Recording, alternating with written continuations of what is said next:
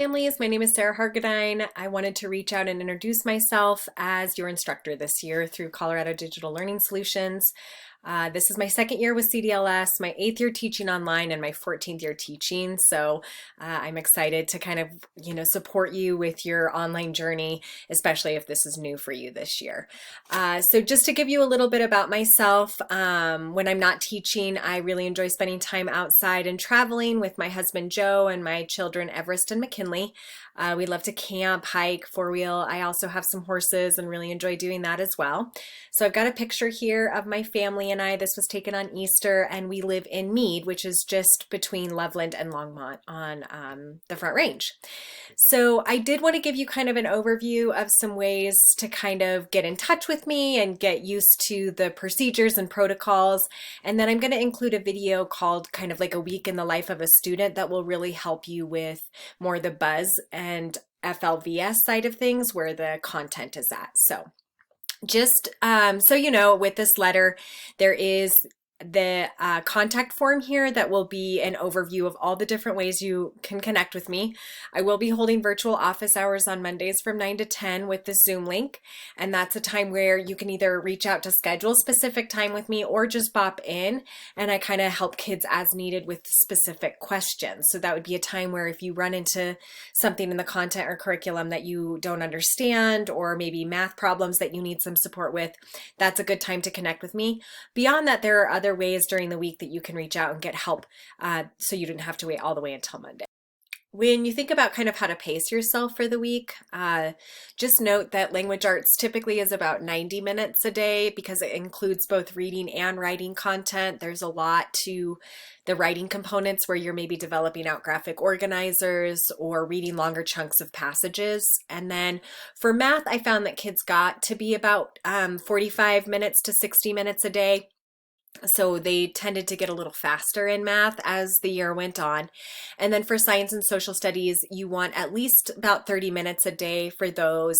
A lot of times there will be a more involved experiment for the week, and then maybe something more like a quiz where you're exploring more of the content around those science concepts. So just know that this is one way to kind of pace yourself, is where you do a little bit each day. I also have families that really find that working all the way through one class a day is helpful.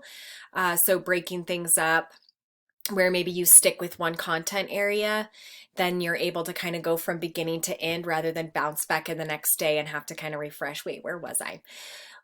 So the pacing is set up where within Buzz, you see your weekly deadlines. And so you'll know exactly what day those items are due. And when you go into this overview letter, you'll also see that I encourage families to really participate in supporting their kids meeting the deadlines. When a kid gets behind, it starts to kind of back up. And so, especially at the beginning, I think it's important to look at the week's content and come up with a plan that works for your family. And then it's important for parents to kind of check in each day and make sure that that to-do list is getting done and that things are in fact getting submitted. When a deadline has passed, Buzz will automatically enter in zeros into the gradebook for those things that were due that week. But know that you can go back and still complete those assignments. It's just that, like I said, then you're kind of compounding work each week. So the more you can stay on top of it, the better. And then just so you know, there are two kind of built-in catch-up weeks where there aren't new content. One is for Thanksgiving break.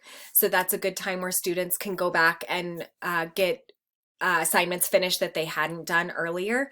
And then one is in March for spring break. And so those will be 2 times throughout the year where you'll be able to go back and get caught up.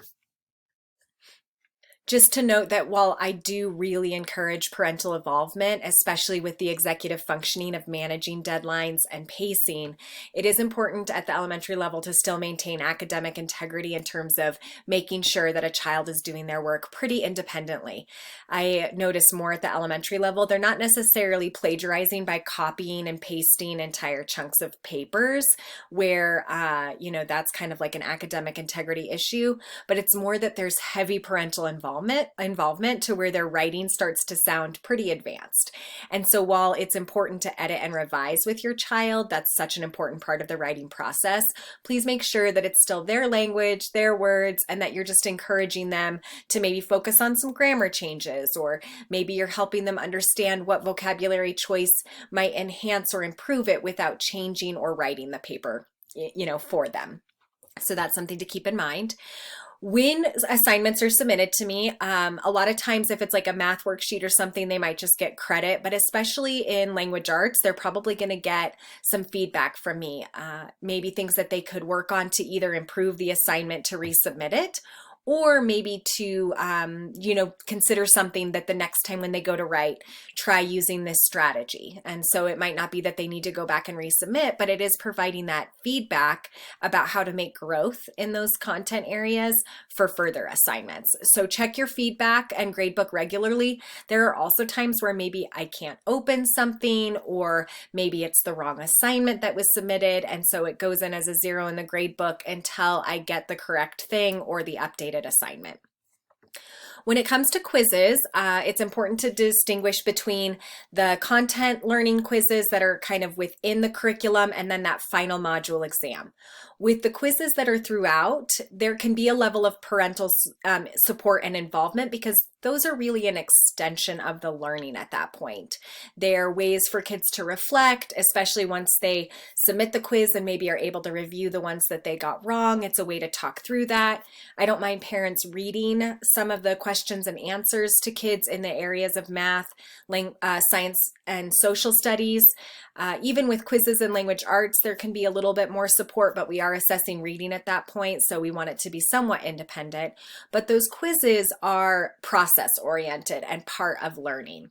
When we start to get to where they're really assessment, where I'm checking to see, does this child independently understand that standard, that comes in on the final module assessment. So quizzes, students get 2 attempts, lots of good learning and talking happening with those. Final module assessments are like those tests that kids would take in school. In a brick and mortar, a teacher wouldn't be supporting them. For language arts, we wouldn't be reading the questions and answers unless there was like a 504 or an IEP involved. But we would really want to see what can they do completely on their own, because that's how we're going to assess those standards on report cards. So students will only have 1 attempt, and we would really like to see it be pretty independent at that point.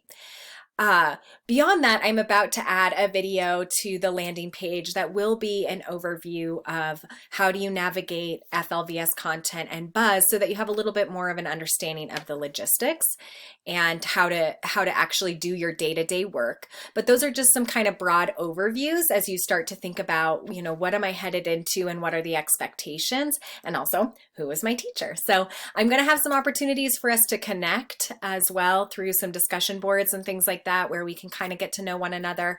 So be looking for those. And beyond that, as always, please feel free to use this contact form to reach out and to connect if you ever need anything at all.